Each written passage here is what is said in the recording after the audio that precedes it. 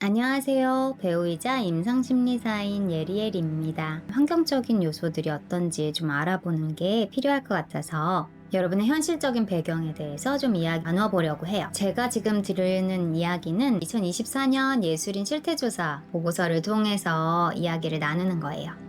대중문화예술인이 번아웃이 오거나 역할적으로 감정적인 부분이 남아있거나 정체성에 혼란이 오거나 이런 문제들은 직업적인 환경 특성 때문인데, 그런 부분에서 한 10가지 정도를 나눌 수 있을 것 같아요. 일단 첫 번째는 모두 다 느끼는 거겠죠? 고용의 불안정성. 고용이 됐다가 안 됐다가 반 이상은 백수고, 이제 활동하시는 분들은 열심히 활동을 하고 계시죠. 그래서 좀 역할의 과부하가 걸리기도 하시죠. 너무 많은 일들. 그러니까 아이돌 같은 경우는 하루에 20시간 이상을 일을 하다 보니까 역할의 과부하로 인해서 정서적 소진, 번아웃이 온다거나 아니면 신체적 문제들이 발생한다거나 하죠. 하지만 나머지 이제 너무 많은 예술인들은 고용이 됐다가 안 됐다가 하는 일들 때문에 굉장히 힘들어 하시죠.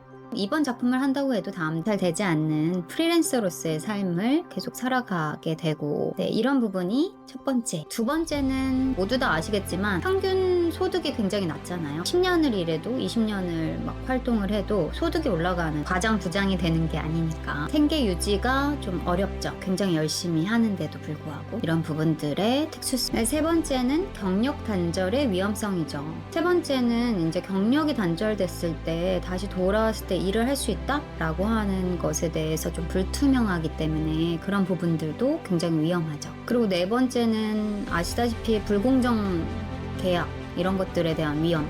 그리고 예술인들이 웬만해서는 이제 그런 계약이나 이런 부분에 대해서 이렇게 특출나게 잘 알고 계시는 부분들은 아니다 보니까 또 부당한 요구를 받아도 그거를 받아들이고 할 수밖에 없는 그런 상황들, 그리고 수익 배분에서도 손해를 보게 되는 상황들이 있죠. 저도 예전에 영화를 하는데 영화에서 캐스팅돼서 그 배역이 10분의 1 가격으로 깎인 적이 있어요.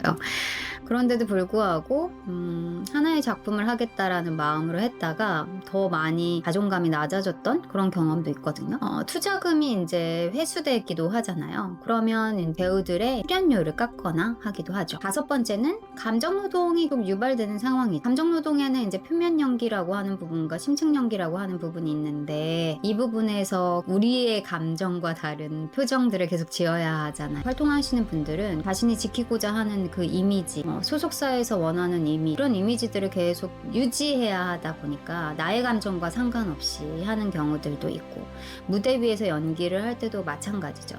하지만 제가 이번에 연구를 했을 때 감정노동이 번아웃에 영향을 미치는 것으로 나오진 않았어요. 그래서 감정노동을 그대로 받아들이고 계시는구나 이런 생각이 좀 들더라고요. 그리고 여섯 번째는 너무나도 알다시피 성과 중심으로 굉장히 압박을 많이 받으시죠. 일단 투자금이 너무 높기도 하고 주인공을 하시는 분들의 부담은 정말 어마어마하실 것 같아요. 그리고 다른 역할들을 하시는 분들이나 또 이제 가수분들한테도 굉장히 많은 투자금이 들어가다 보니까 성과 중심의 압박과 컨텐츠나 영화나 뭐 대중매체라고 하는 게 시청률이라든지 인기에 대한 부분들이 있다 보니까 끝없는 스트레스가 있잖아요. 그 끝없는 스트레스.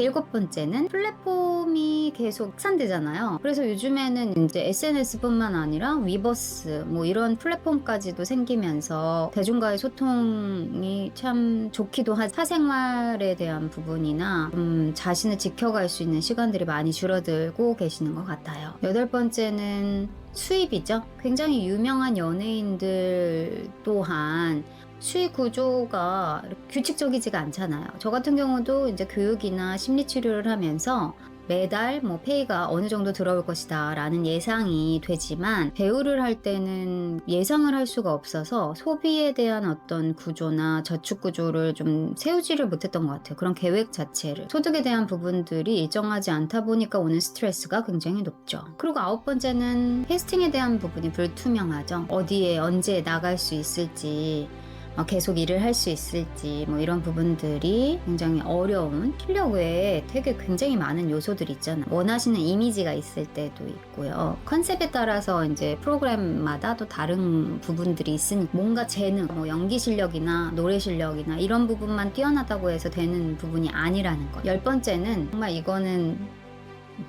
지속적인 평가를 계속 받죠. 그리고 외모에 대한 부분들, 그런 문화가 어떻게 보면 스트레스가 높을 수밖에 없는 문화잖아요. 그 외모나 이미지 그리고 어떤 실력이 모든 사람들, 대중과 뭐 제작사, 소속사 모든 이들에게 평가받고 댓글에서 계속 그렇게 비판과 평가가 있는 집단이다 보니까 전쟁통 같은 느낌이 들죠. 그러기 때문에 이런 방법들을 제시합니다. 이런 환경적인 특수성은요, 개인 혼자만으로는 해결할 수 있는 부분은 아니잖아요. 하지만 이런 상황에서 자신을 지키는 것은 자기 돌봄의 가장 필수적인 부분인 것 같아요. 일단 자신을 이해하는 것, 그리고 환경을 이해하는 것이 필요할 것 같습니다. 이 이야기를 드리는 이유는 딱 한 가지예요. 자책하시지 말라고요. 여러분이 약해서가 아니라 우리 예술인들은 굉장히 유연하고 개방성이 높고요. 굉장히 호기심도 많고 창의성도 높은 뛰어난 사람들이라고 생각합니다. 그런데 환경적으로 굉장히 스트레스를 많이 받을 수밖에 없는 그런 환경이 있기 때문에 내 자신, 나 자신한테 자책을 하지는 않으셨으면 좋겠다라는 거죠. 그런데 굉장히 많이 자책을 하게 되잖아요. 내가 부족해서, 내가 실력이 부족해서, 내 외모가 부족해서 라는 다른 사람들의 평가가 나한테도 그런 평가를 하게 되기 때문에 그런 자책을 하지 않고, 여러분이 번아웃을 겪는다면 그거는 여러분이 약해서가 아니라 환경적으로 굉장히 번아웃을 일으킬 수 있을 만한 그런 환경이라는 거죠. 거기에서 지금까지 건강하게 잘 버티고 계신 여러분이 정말 대단한 거예요. 번아웃을 종종 겪지만 잘 지속적으로 예술활동을 계속 하고 계신 여러분들이 굉장히 건강하고 뛰어나신 분들이라는 거죠. 그리고 이런 문제는 나만의 문제가 아니라 이런 환경적, 구조적인 문제이기 때문에 여러분의 심리적 부담을 좀 줄이기 위해서 이런 이야기를 하는 겁니다. 그리고 요즘에는 SNS 등을 통해서도 기사가 나온다거나 하잖아요. 그렇기 때문에 여러분의 경계 설정을 하는 게 매우 중요하다고 생각해요. 내가 할 수 있는 범위와 감당할 수 있는 범위들, 이런 것들을 잘 설정하셔서 그런 활동에 대한 부분들도, 그리고 다른 이제 팬덤과의 그런 소통에 대한 부분들, 자신의 지금 현재의 상태와 감당할 수 있는 범위, 그것들을 잘 경계를 설정하셔서 일을 해나가시는 것이 지속적인 활동을 위해서 가장 필수적인 부분이라고 생각합니다. 그리고 쉴 때는 과감히 모든 것들을 오프해야죠. 그래서 디롤링이라고 하는 전략을 좀 제시를 해드리려고 합니다. 디롤링은 역할을 벗고 본래자로 돌아오는 전략 기법이에요. 이런 기법들이 필요합니다. 자, 우리가 이렇게 10가지 심리적 소진을 좀 일으킬 수 있는 구조적 특수성을 좀 알아봤는데요. 여러분들이 생각했을 때 제도적으로 뭐가 변화해야 될 것 같다라고 생각하시는지 좀 남겨주세요. 댓글에. 다음에 만나요.